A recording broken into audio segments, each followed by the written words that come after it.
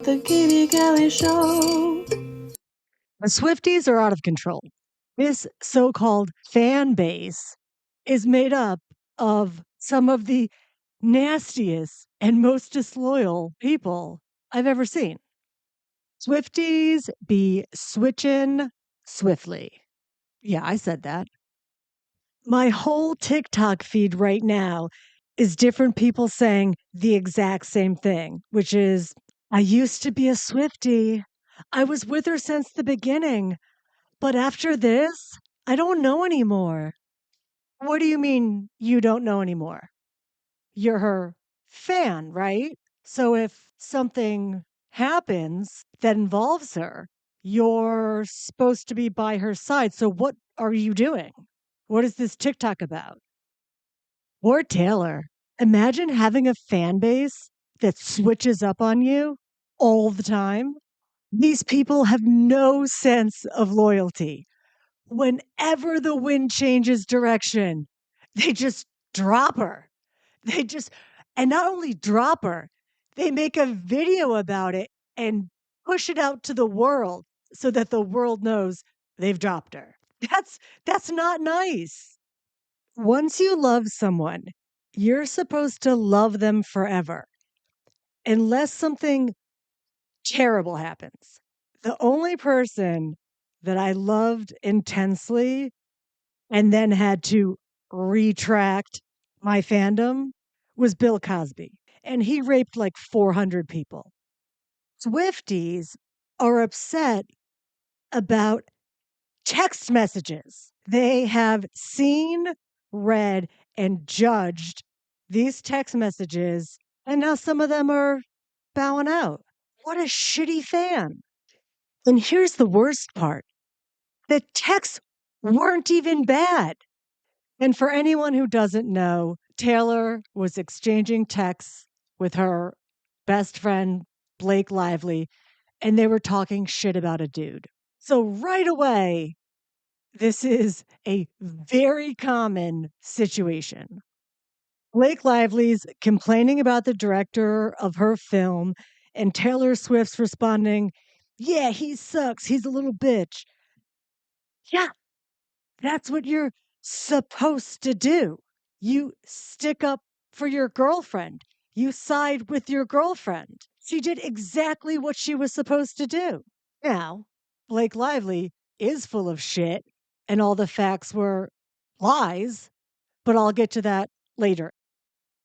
90% of being someone's friend is agreeing with them on dubious facts and blindly following whatever their version of a story is. You hate this person? Oh, okay. Me too. I hate people I don't know. I hate people I've never met and will never meet. If it's a thumbs down from my friend, it's a thumbs down for me too. This is all standard girl code. Twice in my life, I've had to pause male friendships because my friend was mad at a guy. And I had to go up to him and be like, listen, I still like you.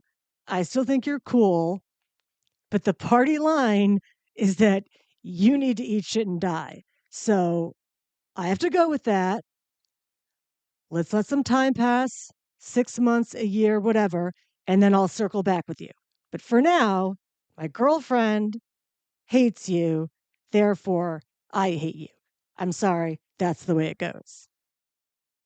And some people are upset that she used the term little bitch. Yeah, it's a bit harsh.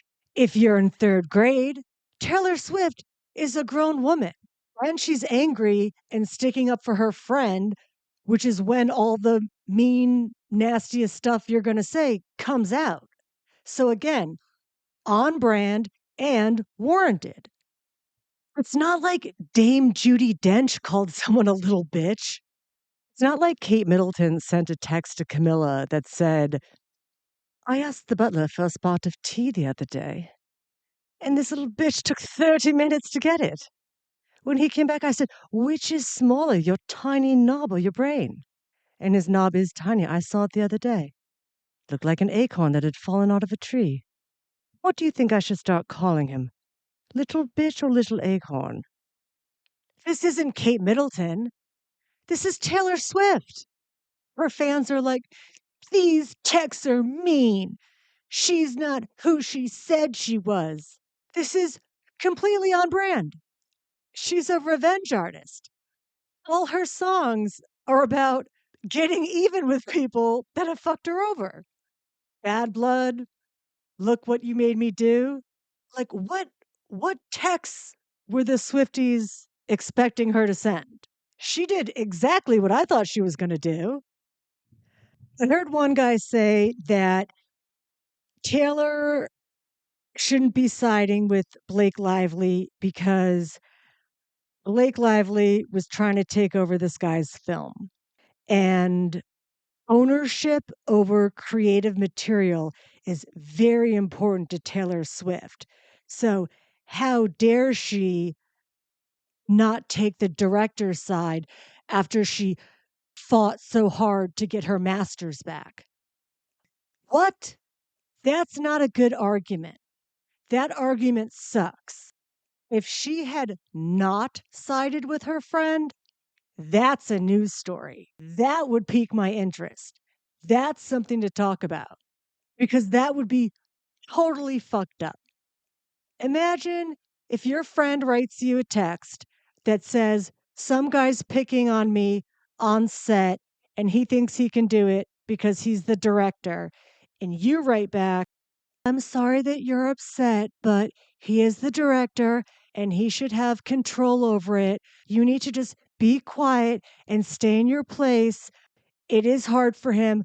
I know. Remember that thing with me and my masters? Yeah, it's the same. Sorry, girlfriend. Love Taylor. Bye. And keep in mind that this is all right on the heels of her fans taking a huge dump on her latest album. I haven't heard it. I don't really know what's going on, but I do know that she made it while she was on the Errors tour. So that's a lot of work. I would bet making an album is a ton of work. I bet making an album while on tour is almost impossible. So the fact that she put out anything is kind of incredible. I think the response from, your just average nice person should be something like, well, she did make it on tour. That was probably a mistake. But hey, artists take risks and they push themselves. That's a normal response.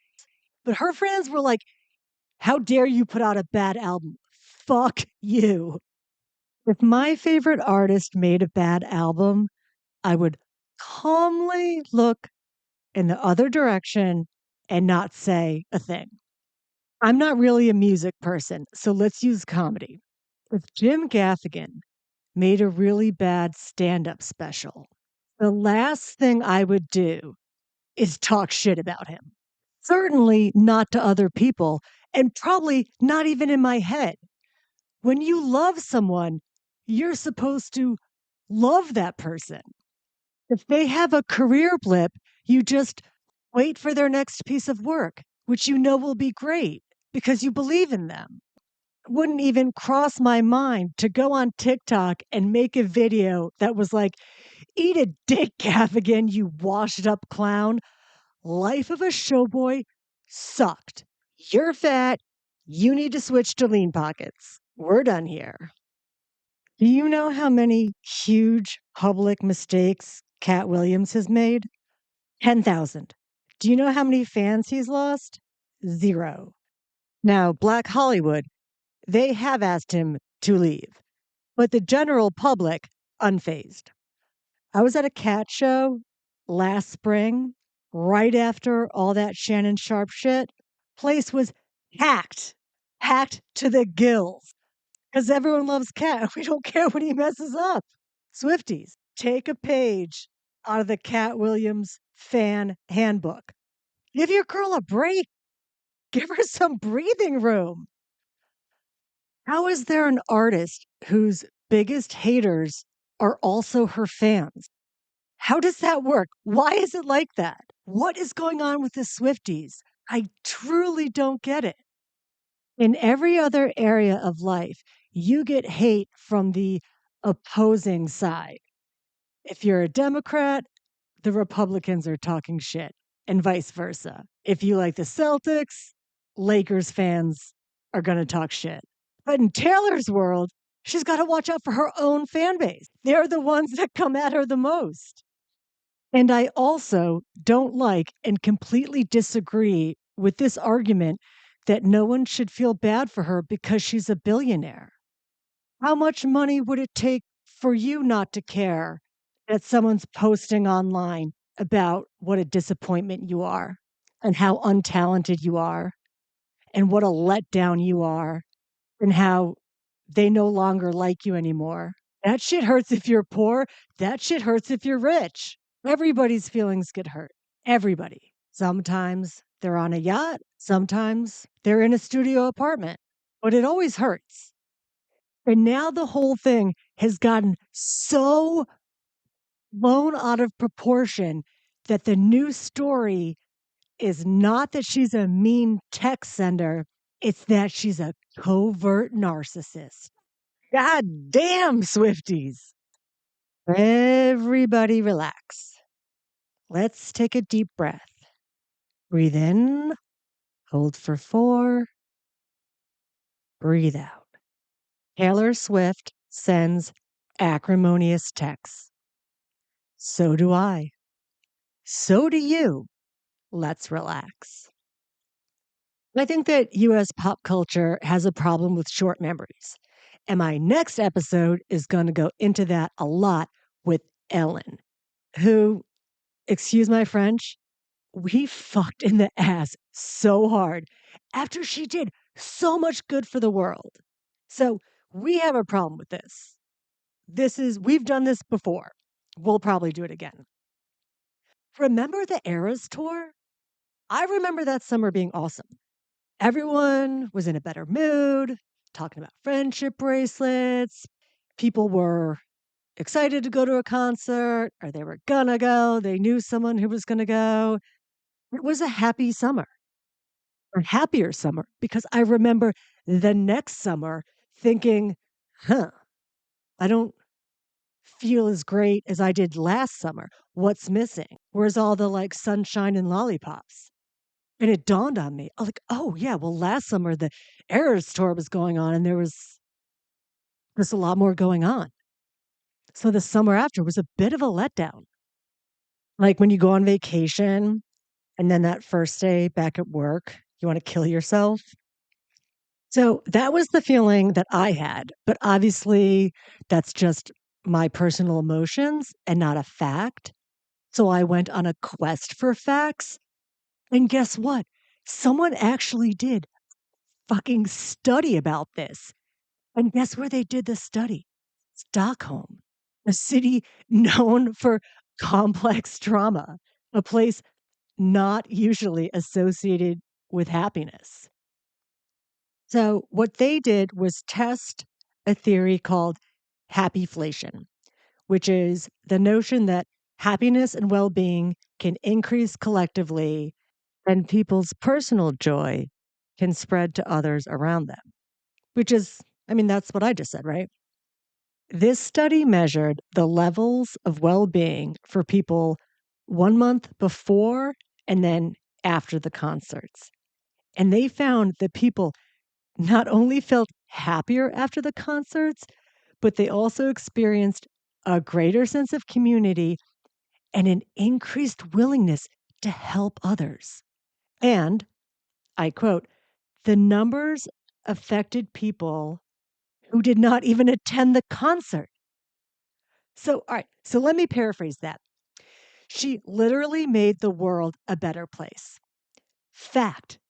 They studied it. It's a fact. She made people happier and richer, if that's what you're into. There's also a term for this. Ooh, I like this. It's called the T Swift lift. The T Swift lift was a significant boost to the US and global economies in the aftermath of the COVID-19 pandemic. I bet you remember that. Remember COVID? Remember when every poor soul that had a small business had to close it and everyone lost their jobs and everyone was scared shitless about how they were going to pay their bills? She fixed that. She turned that around. And we over here talking about practice, talking about some text messages, making people happier, making people richer. What more do we want? We got to get our shit together, America. This is our girl. I don't care if she's a bitch. I don't care if she's a narcissist. She's a force of good in the world. And if you can't see that, you're crazy. All right. I'm going to wrap this up because I've clearly proven my point. Let's not shit on good stuff. Also, I realized that I said I was going to talk about Blake Lively and Justin Baldoni, but now it just feels like I'm beating a dead horse, so I'm not going to do it. You know what? All right, here's what we'll do. I'll finish this episode, give myself some time to get pissed off, and then I'll talk about it next time. All right, cool. Thanks for letting me vent. Thanks for listening. We'll talk soon. The Katie Kelly Show.